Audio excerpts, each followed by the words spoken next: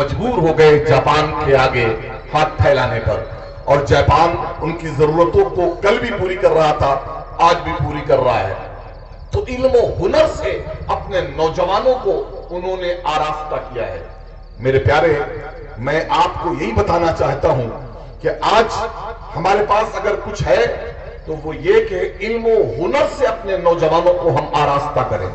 مجھے بڑا افسوس ہوتا ہے، غیر مسلم محلوں سے جب ہم گزرتے ہیں تو دیکھتے ہیں کہ غیر مسلم علاقے سناٹے میں ہیں، لیکن رات کے اسی پہر جب مسلم محلے سے گاڑی نکلتی ہے تو دیکھتے ہیں ہم چوراہے آباد ہیں، چائے خانے آباد ہیں، تاش کے پتے چل رہے ہیں، کیرم بورڈ کے اڈے کھلے ہوئے ہیں، اور کچھ اور نہ صحیح تو چار نوجوان موبائل لے کر کے نہ جانے کیا دیکھنے میں اور کیا کھیلنے میں لگے ہوئے ہیں۔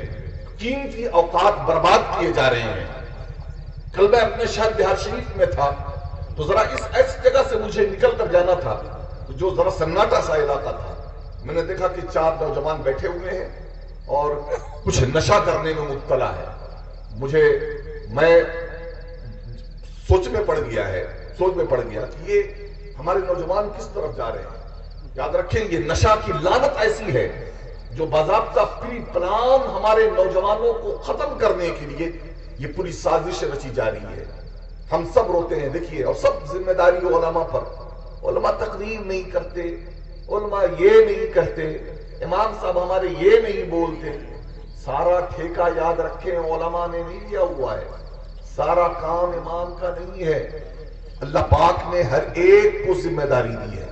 میں نے خطبہ مسنونہ کے بعد جو قرآن پاک کی آیت کریمہ کی تلاوت کا شرف حاصل کیا، اللہ نے اس میں یہی فرمایا ہے، یا ایھا الذین آمنوا قوا انفسکم واہلیکم نارا، اے ایمان والو، خود کو اور اپنے گھر والوں کو جہنم کی آگ سے بچاؤ، خود کو اور گھر والوں کو جہنم کی آگ سے بچاؤ۔ آج نہ ہمارے بچے محفوظ ہیں اور نہ ہی ہماری بچیاں محفوظ ہیں۔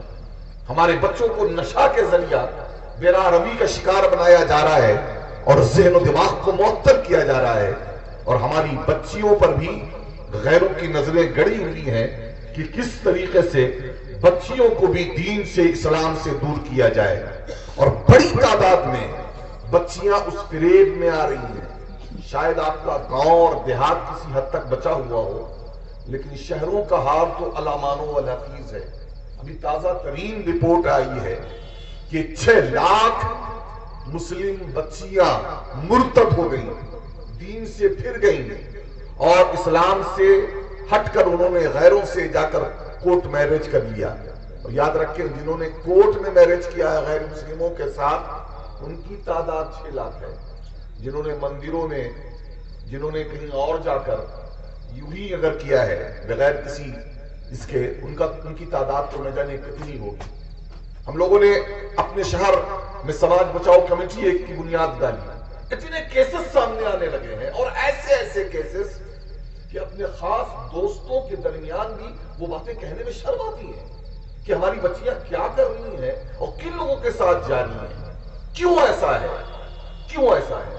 وجہ اس کی یہی ہے کہ جس طریقے سے اس بھارت میں ہم مسلمانوں کو دوسرے درجے کا شہری بنانے کی کوشش ہو رہی ہے، ہم نے بھی کہیں نہ کہیں اپنی خواتین کو دوسرے درجے کا مسلمان بنا دیا۔ کیوں ایسا نہیں ہوتا ہے کہ ہم ایسے اجتماعات بھی کریں جن میں خواتین کے لیے بھی جگہ ہو؟ جہاں جگہ کی قلت ہے وہاں تو جانے دیجیے، لیکن یہاں ہو سکتا تھا ذرا پردہ کر دیتے، پردہ کر کے گھر کی عورتوں کو، خواتین کو بھی وہاں بیٹھاتے، ان کے سننے کا بھی انتظام کرتے، اور باضابطہ اس کے اوپر ہم جیسے لوگوں کو یہ دیا جاتا کہ اس کے اوپر آپ کو بیان کرنا ہے، اس ٹاپک کے اوپر۔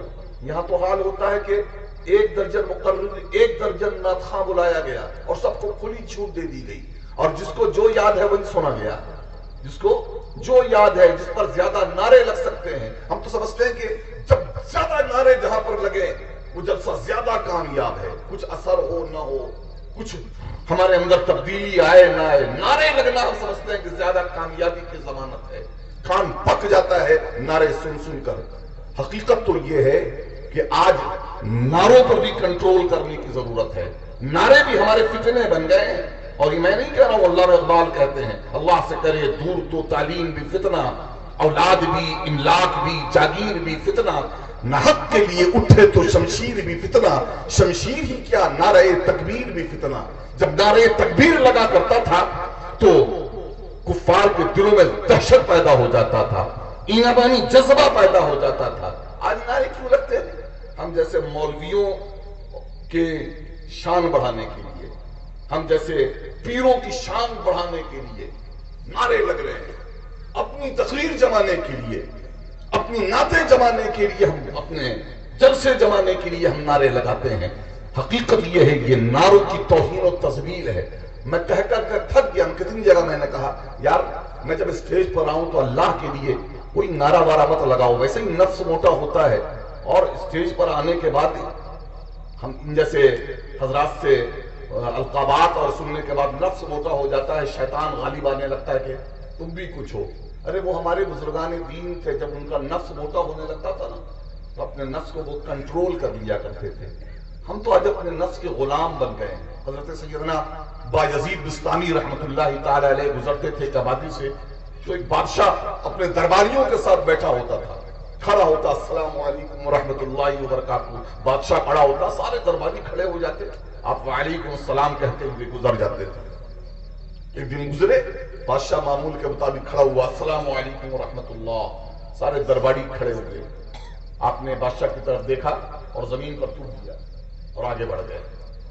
بادشاہ بڑبڑانا شروع ہوا، کہنے لگا یہ کیسے ولی ہے؟ دنیا کہتی ہے بڑے ولی ہیں، اللہ کے نیک بندے ہیں، یہ ہیں وہ ہیں، سنت کی خلاف ورزی کرتے ہیں. سلام کا جواب دینے کے بجائے تھوک کر نکل گئے. تو آگے جب خانقاہ میں پہنچے آپ تو مریدوں نے کہا کہ حضور بادشاہ نے سلام ہی تو کیا تھا، سلام کا جواب دے دینا چاہیے تھا. تو آپ نے کیا جواب دیا؟ کہا سنو، روزانہ وہ سلام کرتا تھا، دل میں کوئی خیال نہیں آتا تھا، جواب دے کر گزر جاتا تھا. لیکن آج جب اس نے سلام کیا اور سارے درباری کھڑے ہوئے تو میرا نفس مجھے کہنے لگا باجزید دیکھا تیری شان کیا ہے، باجزید دیکھا تیری شان کیا ہے، تیرے لیے بادشاہ وقت کھڑا ہوتا ہے. تو میرے اپنے نفس کو کنٹرول کرنے کے لیے اور اس کی اوقات بتانے کے لیے کہ دیکھ تیری اوقات کیا ہے، جب میں نے زمین پر یوں ہی تھوک دیا ہے تو بادشاہ نے مجھے برا بھلا کہنا شروع کیا. اور جب بادشاہ نے مجھے برا بھلا کہا تو یہ میرا نفس جو مجھے ورغلا رہا تھا وہ فوراً خاموش ہو کر چپ ہو کر بیٹھ گیا ہے. اس لیے پیارے سلام، اسی لیے میں کہا کرتا ہوں یہ بلا شبہ سلام کرنا